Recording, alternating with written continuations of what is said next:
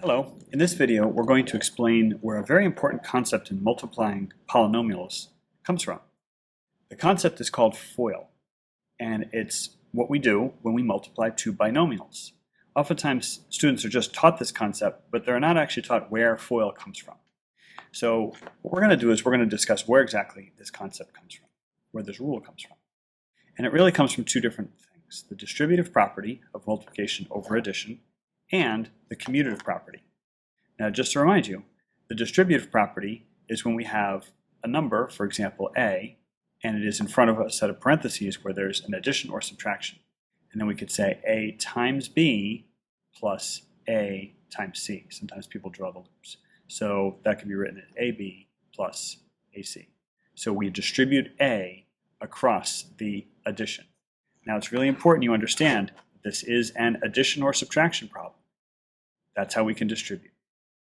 Next, it's important you understand the commutative property, which means that when you multiply two values, for example, a and b, it doesn't really matter what order you multiply them. You can multiply it a times b, or you could do b times a. It really doesn't matter the order. So if we had a distributive property situation, for example, c is being multiplied by this binomial, it really doesn't matter if the c is written on the right. This still means c times this quantity, d plus e. So in other words, we can say c times d and c times e. It really means the same thing because of the commutative property. So now what we're going to do is we're going to take a look at a couple examples. And the first example is going to be kind of theoretical.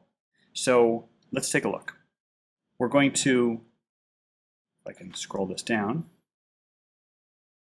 we're going to say, how about the binomial q plus r times some symbol, parallelogram?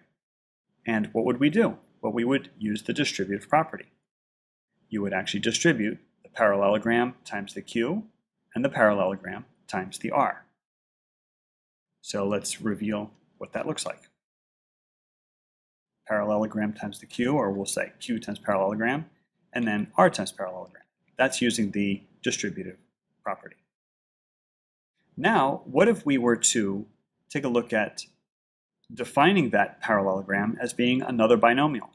So what we're going to do is we're going to take the situation over here on the left, and we're going to basically change that parallelogram into the value s plus t. This is all very theoretical, but it's going to make sense in a few moments. So if we change the parallelogram to s plus t, this original problem turns into this: q plus r, which we had in the original one, times s plus t. All we did is we substituted the parallelogram for s plus t. Okay? So now we're going to do the same distributive property. We're going to multiply this entire second binomial times q and this entire second binomial times r, just like we did in the first one. So this is essentially using the distributive property. We are multiplying this entire binomial times q, so we end up with q times s plus t, and then we're going to multiply this entire binomial times r times s plus t. Now, what do we see here? We actually see another set of distributive property problems, or not problems, but we have to do the distributive property again. So let's take a look at what this is going to result in. Q needs to be distributed to s, q needs to be distributed to t, and then r needs to be distributed to s, and then r needs to be distributed to t. So let's take a look. When we distribute q to s, we get qs, and then qt, r times s is rs, and r times t is rt. In other words, we ultimately ended up with 4 multiplication problems. And this is what we call FOIL.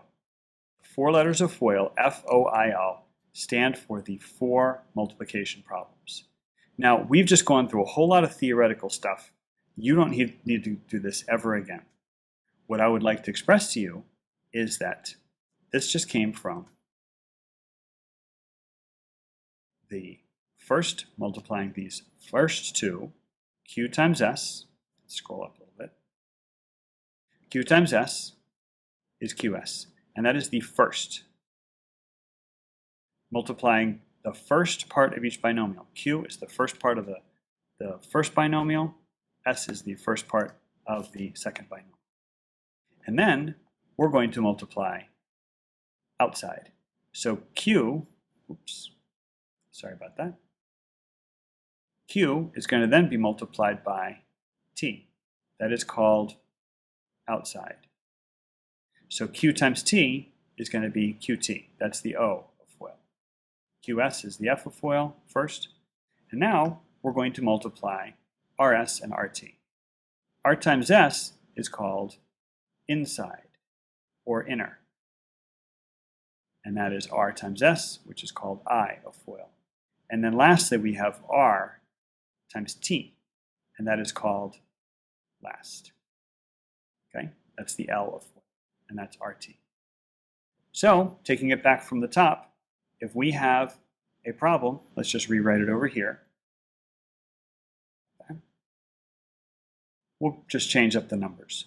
We'll say W plus X times the quantity, Y plus Z.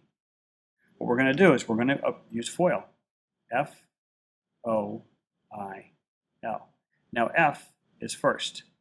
W times Y. O of FOIL is W times Z plus WZ. I of FOIL is inner, X times Y. And the last is X times Z. Okay? That's where FOIL comes from, and it ultimately means that when we multiply two binomials, we are actually doing 4 multiplication problems. If you just remember the letters of FOIL, first, outer, inner, last, then you will be in good shape. What we're going to do in the next video is we will actually be multiplying some real binomials, and you're going to see that we're going to combine like terms in the middle.